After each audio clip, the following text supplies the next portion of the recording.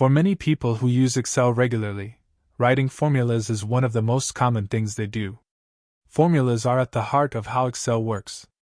They help you perform calculations, analyze data, and make your worksheet change automatically when numbers change.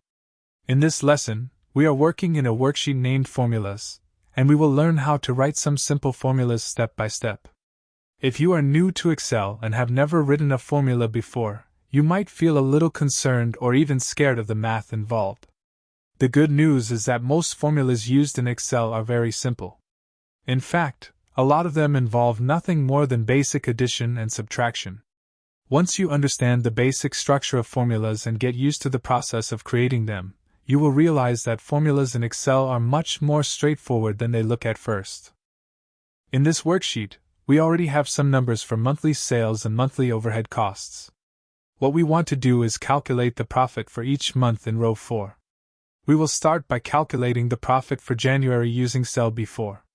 After that, we will move to the right side of the worksheet to calculate the total sales for all 6 months in column H, and then calculate the average sales in column I. Let's begin in cell B4, where we want to calculate the profit for January. Profit is simply January sales minus January overhead.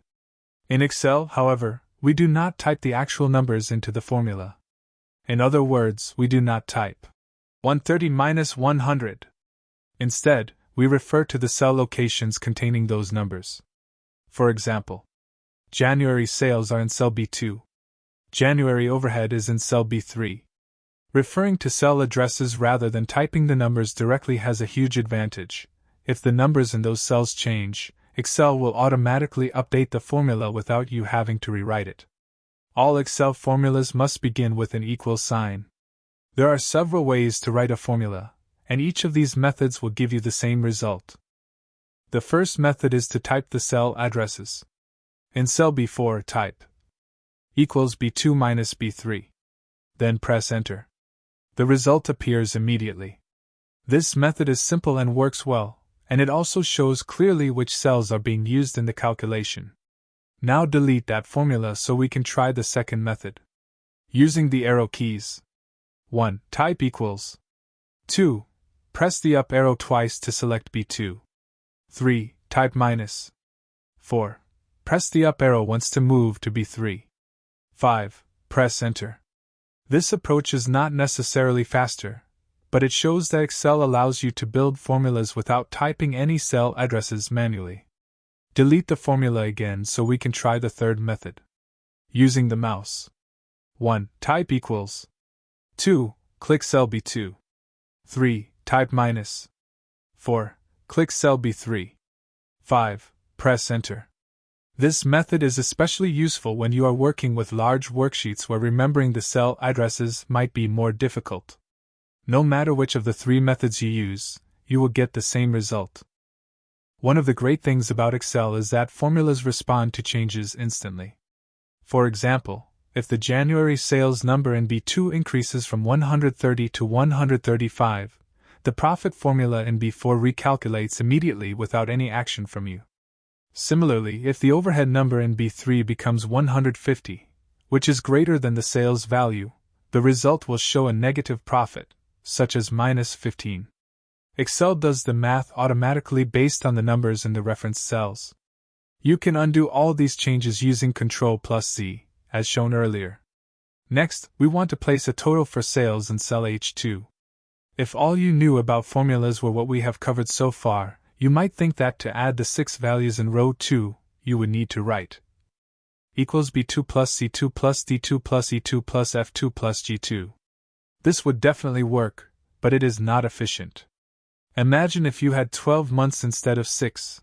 Typing every single reference would be slow and annoying. Since adding groups of numbers is one of the most common tasks in Excel, there is a faster way. Excel has more than 500 built-in functions. One of the most widely used is the sum function, written as equals sum. When you start typing equals sum, you will notice that Excel displays a list of other functions that begin with the same letters and also shows a short explanation of what the sum function does. To use the sum function, select it and this will appear. Equals sum left parenthesis. Then, Instead of manually entering every cell, simply highlight the range of cells you want to add. For example, to add the sales values in row 2, click and drag from G2 to B2 while holding down the left mouse button. Then release the mouse and press Enter.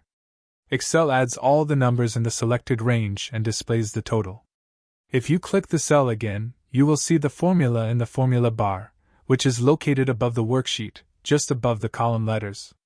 It is important to develop the habit of clicking a cell and checking the formula bar to see whether the cell contains a number or a formula. Next, we want to find the average of the sales numbers and show it in cell I2. Normally, calculating an average means adding up all the numbers and dividing the total by the number of values. But since we already calculated the total in cell H2, we can simply divide that value by 6. In cell I2 type equals, then select H2 cell and type /6. Press Enter, and Excel will display the average. Later on, you might format this result to display fewer decimal places, but the calculation itself is correct. In column A of the worksheet, some symbols are listed. These symbols are used in many Excel formulas. Plus for addition, minus for subtraction, / for division, asterisk for multiplication, caret symbol to raise a number to a power. Parentheses are used to control the order of operations. These symbols work the same way they do in many other math environments, but parentheses are especially important in Excel formulas because they help Excel understand which part of the formula should be calculated first. Let's look at an example that shows how Excel decides the order of calculations. Suppose we want to calculate the percentage of growth from one month to the next. If overhead costs increase from 100 to 125, what is the percentage of growth? We subtract the two, and then we divide by the initial value. So, 125 minus 100, that's 25 divided by 100, we get 0.25 or 25%. Let's write this formula in Excel in cell C6. 1. Type equals. 2. Click cell C3. 3. Type minus. 4. Click cell B3. 5. Type /. 6. Click cell B3. 7. Press Enter. You might expect Excel to show 0.25, but instead, you may see a completely incorrect number. To understand why, double-click the cell or look at the formula bar. Excel follows the standard rule of mathematical precedence. Division comes before subtraction. This means Excel calculates B3 divided by B3 first. That's 1, C3 minus 1. What's the answer? 124, which is the wrong result. To fix this, we must use parentheses to force Excel to perform the subtraction first. So right after the equal sign, we're going to put in a left parenthesis and right after that first B3, a right parenthesis. So as a reminder, when you are writing formulas, and maybe you have some math skills that need a little bit of sharpening, anytime a formula is giving you a bad answer, one of the first things to look for is, did you forget parentheses? Or did you put them in the wrong place? Now when you press Enter, Excel displays the correct value. You can then format the cell as a percentage using the % button on the Home tab. That's the way we would be expecting it. If any number changes in the worksheet, for example, if January overhead changes from 100 to 95, all formulas that depend on that number update instantly.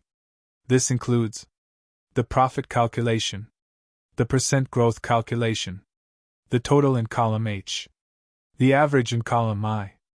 Excel automatically adjusts everything without you having to rewrite anything. Whenever you work with a worksheet, especially one created by someone else, you should train yourself to determine quickly which cells contain formulas and which contain simple numbers. The easiest way to do this is to click a cell and look at the formula bar. Over time, you will develop a good sense of where formulas are located and how they relate to each other. There are more advanced techniques we can explore later, such as copying formulas, using absolute references, or working with more complex functions. But for now, understanding how to write simple formulas and use basic functions like sum is an essential first step. Thanks for watching. In the next video, we'll explore another Excel feature, so follow us to learn more. If you enjoyed this lesson, Please subscribe, like, and share the video to support the channel and help others learn Excel easily. See you again.